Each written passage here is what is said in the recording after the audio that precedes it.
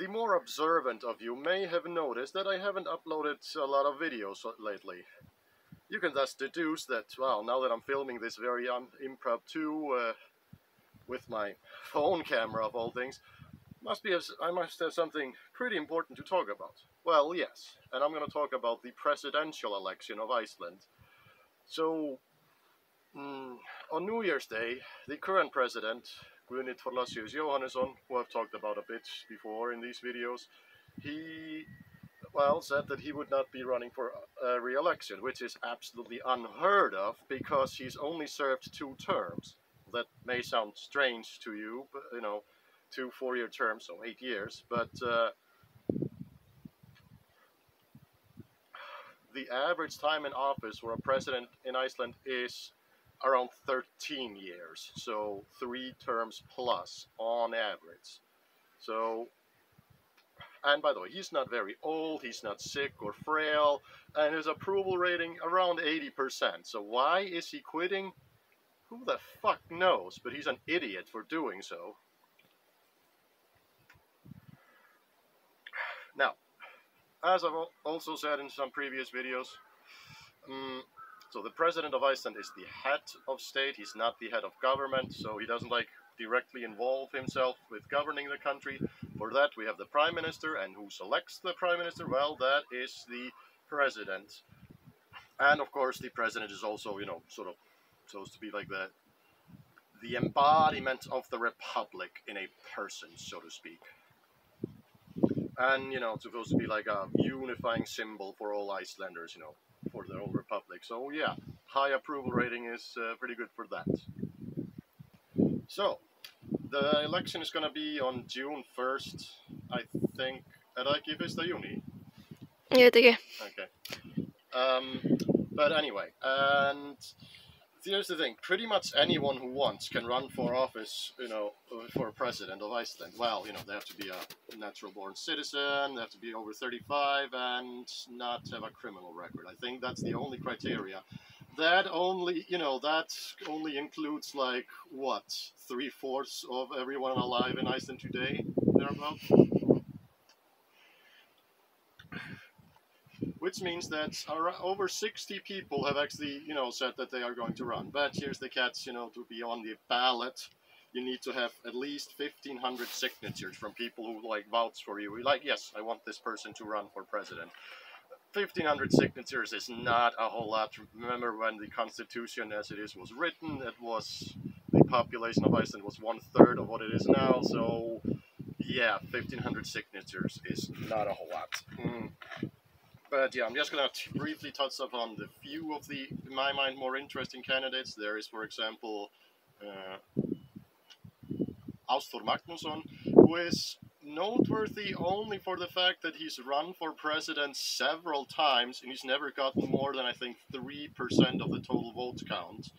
But he just keeps on trying, and I don't know why, I just kind of admire that. That's hilarious, you know, like, he does not go, he just refuses to go down, he keeps on trying. And you know what? Good for you, Ásþór. No, more people should have this, like, no, never take no for an answer spirit. Or I don't know, maybe it's really self-defeating. Let's see, then there is Steinunn Ólína Þorsteinsdóttir, I think is her name. She's an actress, and she only announced like 2 days ago, so not much to say about her other than, yes, she's very famous. She has a fair bit of following. And let's see, who else? Yeah, then there is Baldur Þórhallsson. He, to me, is just sort of like Guðni Thorlacius 2.0 or whatever, just part 2, because just like Guðni, he is a history professor. He's a political science professor. I'm sorry, yeah. Guðni is also like a political scientist and a historian. So yeah, they come from very similar backgrounds, and definitely a very strong candidate. But he's also very famous because he's married to a famous Icelandic actor, Felix something, who I mainly know know from the children's programming that I watched a lot growing up. Then there is Arnar Thor, I think his name is. He's like a lawyer and judge and former vice MP for the Independence Party, which is Iceland's conservative party. And he's like running on a like platform of, you know, Euroscepticism and protectionism. Now, he was the first to announce. He did that on like 3 days after Guðni announced that he would not run for re-election. So, yeah, I don't know why he jumped the gun so quickly, because, you know, I also looked at his like press thing when he's announcing that he's running for president, and just seems kind of half-assed and rushed. Like, I don't know what this guy's about. Yeah, he's a bit strange. Then there is Halla Tómasdóttir. She actually came second in the presidential election of 2016, and according to polling, she's fairly strong. Baldur, by the way, is the strongest according to the polls as of recently.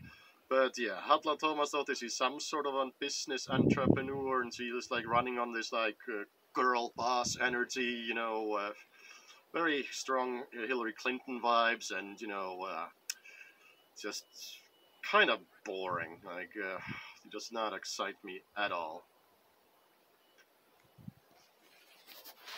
Oh, and then of course there's Jón Gunnar, comedian, former mayor of Reykjavik, and I really doubt that he will be the one to actually, you know, have the most votes in the end. But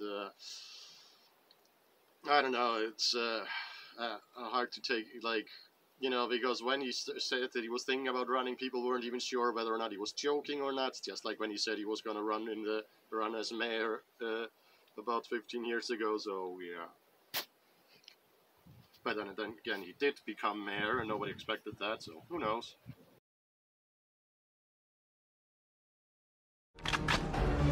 He is back with the Wendy's. Hann kominn aftur. Donator 2. Líffæragjafinn 2.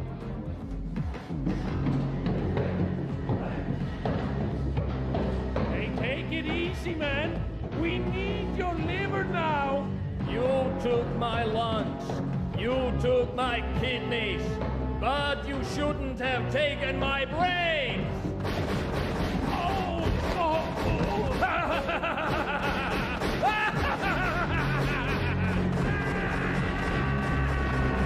Donator 2. Líffæragjafinn 2.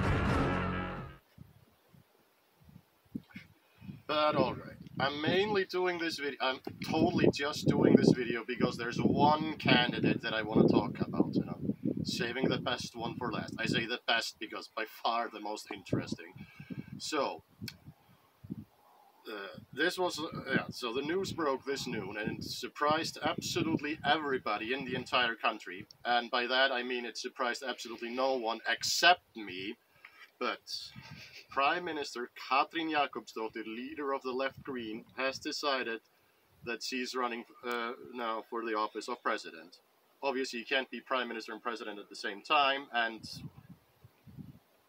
I don't think it's illegal for her to be like campaigning for president while being Prime Minister. I think it's just sort of seen as in bad taste. Nobody's done it, and so yeah, not only is she gonna run for president, but she's decided that she's gonna like terminate her cabinet, like not fully terminate, like she's gonna step down as Prime Minister, meaning the current Prime Minister is gonna appoint probably someone from her current cabinet to be the Prime Minister for the remainder of the term. The term ends in about 1 year, so yeah. So that is newsworthy. That, like I said, I was so convinced that she wasn't gonna run because I just saw it as not a very good idea. Like, she can't guarantee that she's gonna win, and she would just stop being Prime Minister for, you know, no gain whatsoever. But people had been speculating a lot on whether or not she was going to run, and people had been, like, you know, gathering signatures trying to get her to run. But yeah, it's happening, and here's the thing: there is an excellent chance that she might win this thing. And that is fucking crazy. Think about that. She is the first prime minister to lead a three-party coalition, you know, through a full term, and then the cabinet survives into a second term, already unprecedented. She's also the first Marxian feminist to be and the first Marxist in general to be prime minister of Iceland.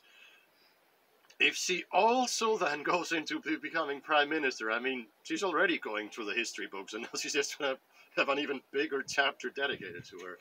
And she's young too. She's like 46, I think. So, and again, there are no term limits on how long you can be president. And if she continues on, you know, if she's as popular in office of president as she was sometimes as prime minister, that might potentially mean, if she's up to it, that yeah, she might just be president until she decides she's too old. A quick edit, just because I forgot to mention it. It is actually not unprecedented that a former prime minister becomes president of Iceland. That has happened once before. Ásgeir Ásgeirsson was the president of Iceland from 1932 till 1934, and for the Progressive Party. But then he had a falling out with the Progressive Party and joined the Workers' Party, Alþýðuflokkurinn. Then he left politics briefly, I think, and then he ran for president in 1952, and then, yeah, ran unopposed for 4 terms. Left the presidency, yeah, in 1968 at a very ripe old age. I think he was like 75 or something. Yeah. But how likely is it that Katrín Jakobsdóttir would actually win the election? It's hard to tell. She has been falling below Baldur. However, she had not announced that she was going to run for president at the time. So now that she has announced, you know. But yeah, it's crazy. In recent years, it has become an unfortunate, well, somewhat well-known unfortunate thing about the presidential elections, because it's so easy to run, to nominate yourself, I suppose. It always means that there are like shenanigans, like weirdos running, and like there were 2 conspiracy theorists who, you know, did not get enough signatures who were trying to run, but like nobody, and a lot of other jokesters that like nobody takes seriously. You know, it's sort of like, you know, if I was a year older, I could run just for shits and giggles. You know, would I get enough signatures? No, but you know, like I said, shits and giggles. But yeah,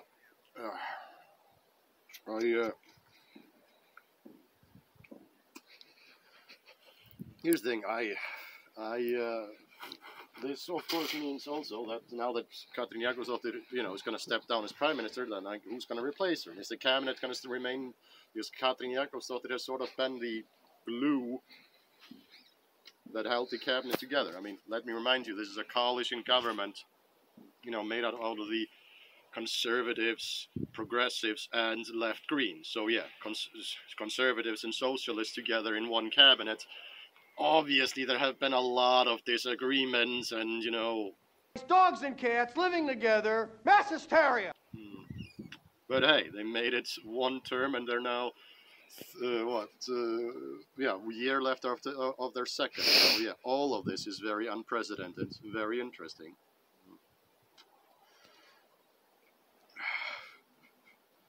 So the really, for example, to me, I'm not gonna like. To me, the election comes down to just not like really who am I gonna vote for. To me, it's like, am I gonna vote for Katrín or not? Like that. I think is gonna like then who else I vote for is just like I mean, yeah, there are 2 candidates that as of now, there's basically only one other. To me, like the choice is between Baldur or Katrín, and so yeah. I will end this video on a fun fact. I have met both Katrín Jakobsdóttir and Guðni, the president. Guðni, funny story, I ran into him at the local bar here in Akureyri. That was really cool. And Katrín, she signed her book for me. Yeah, that was also really cool. So yeah, sorry for the long hiatus I've taken from making videos like this, and I don't know if I'm gonna make more soon. I should maybe get a camera that works first, but yeah, exciting times indeed. So yeah, that's gonna be interesting. Skál. Undanfarnir 15 mánuðir hafa verið erfiðir en þeir hafa líka verið lærdómsríkir. Einmitt vegna þess að þeir hafa minnt okkur á að samfélag ekki aðeins orð, heldur okkar aðferð við að vera til ásamt öðrum. Við náum árangri þegar við stöndum saman og hver og einn leggur sitt af mörkum. Hver hefði trúað því 15 mánuðum eftir að sóttvarnaaðgerðir stjórnvalda hófust að þá yrðu 3/4 16 ára og eldri konur með fyrstu skammt bóluefnis. Þetta ótrúleg saga sigur, þekkingarleitar, verkvits og samstöðu.